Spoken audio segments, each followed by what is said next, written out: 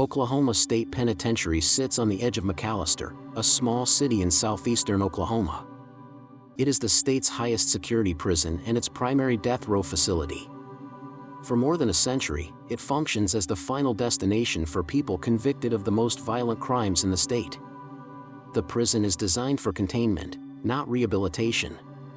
Its mission is control. Its reputation is shaped by executions, inmate deaths, and permanent isolation. Opened in 1908, the prison is one of the oldest continuously operating penitentiaries in the United States. It is built during an era when punishment is meant to be visible and severe. The original structures are stone and steel. Many remain in use. Time adds layers of security systems, but the core design stays rigid and unforgiving. The age of the facility creates constant maintenance problems. Crumbling walls, outdated wiring, and narrow cell blocks complicate modern prison management. The population here is small compared to other state prisons, but the security level is the highest. Inmates assigned to McAlester are serving life without parole, multiple life sentences, or death sentences. Transfer here is rarely temporary. For many, it is the last prison they will ever enter. Release is statistically rare. The knowledge of that reality shapes daily life inside. If stories like this matter to you, consider subscribing, because what happens next reveals how this system truly works. The prison operates under a maximum security model that prioritizes separation and surveillance. Movement is limited. Contact is controlled. Many inmates spend most of their time alone. Long-term isolation is a standard management tool, not an exception. Administrative segregation units house prisoners for months or years with minimal human interaction. Meals are delivered through slots.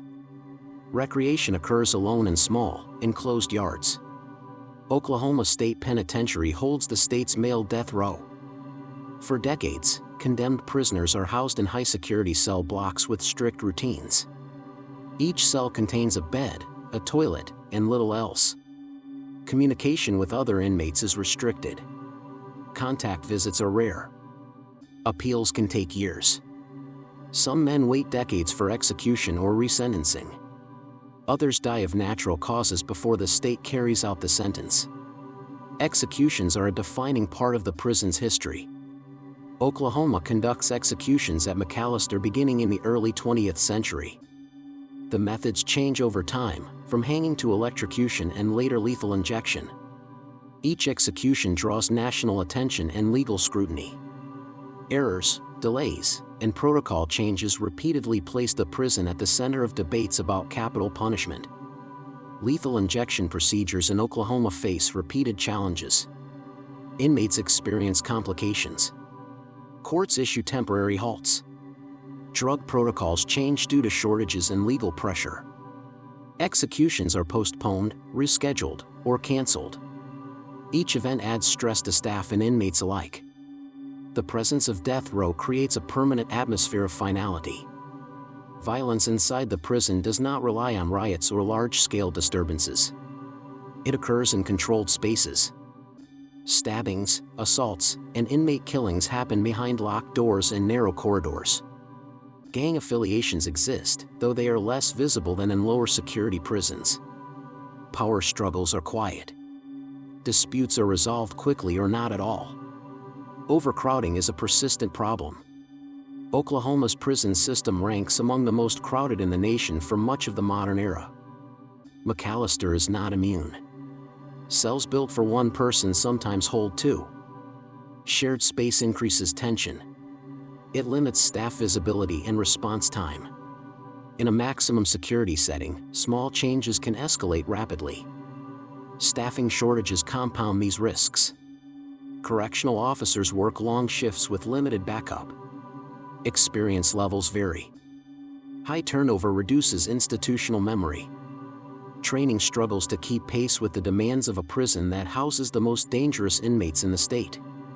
Fatigue affects judgment. Mistakes carry severe consequences. The prison has a long record of inmate deaths. Some are homicides. Others are suicides. Many are attributed to medical conditions worsened by age, stress, and confinement. Life-sentenced inmates grow old behind bars. Chronic illness is common. Medical facilities exist, but access is limited by security needs and staffing levels. Isolation intensifies mental health issues.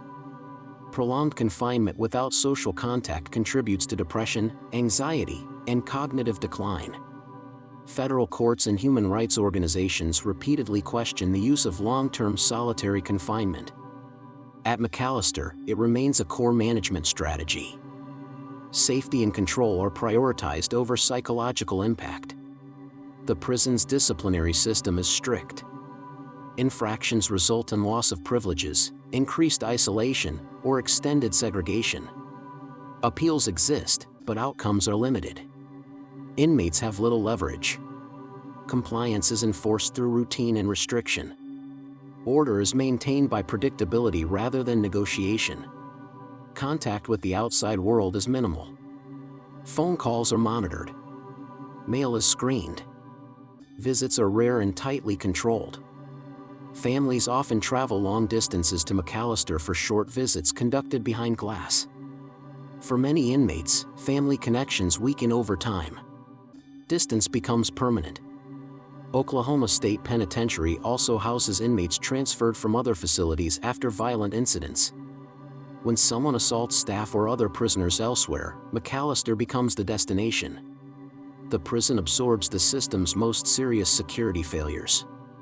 Each transfer adds to the overall risk environment. The infrastructure shows its age. Mechanical failures occur. Locks malfunction. Surveillance systems require constant repair. Renovations happen in stages, but the prison never fully modernizes. New technology is layered onto old designs. The result is a facility that functions through constant adjustment rather than stability.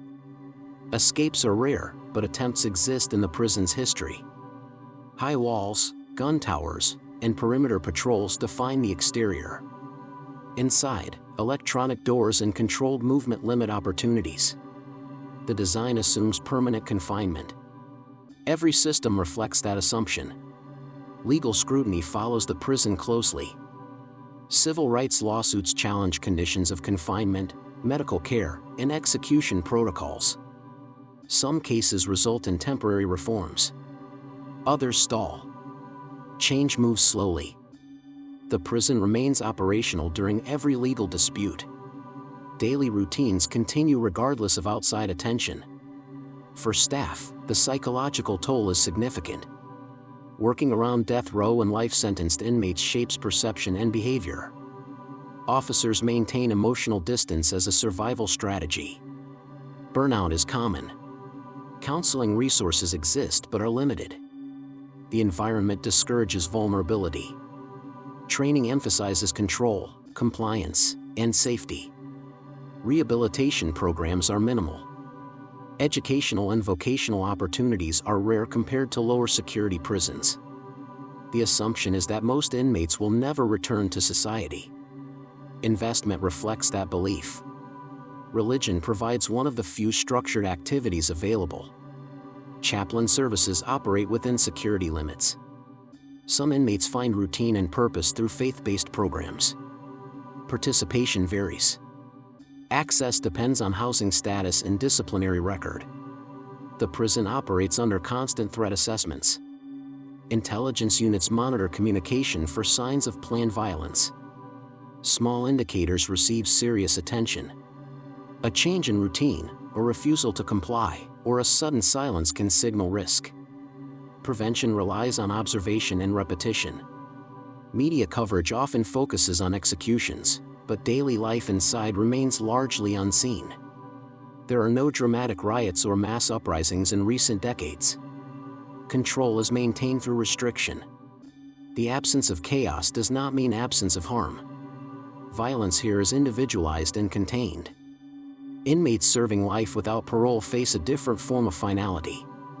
Without execution dates, time stretches indefinitely. Days blend together. The future narrows. Mental health challenges increase with age. Medical parole is rare.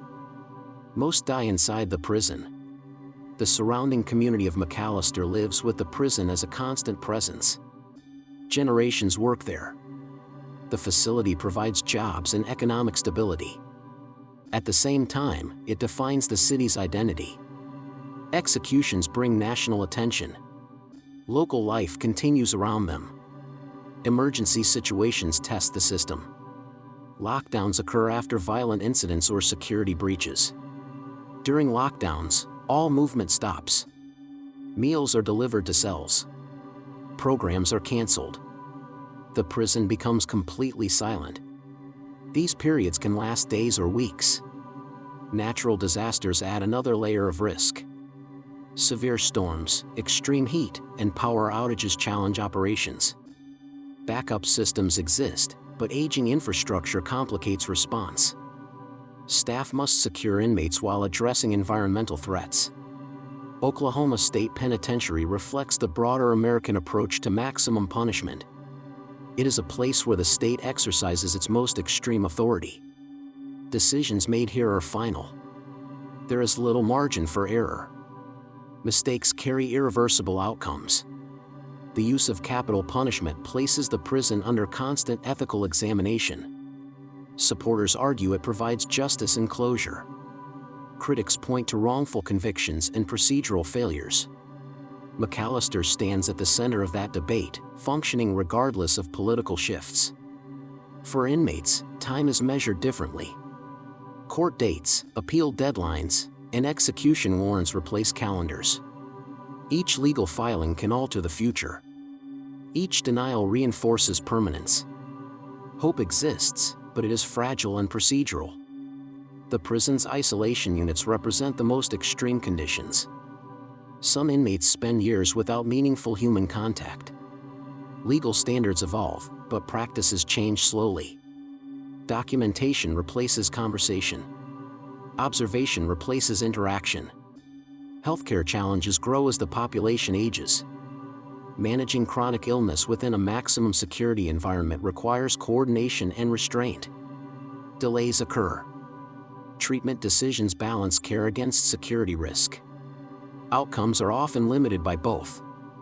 Deaths inside the prison rarely draw attention unless they involve execution or litigation. Many pass quietly.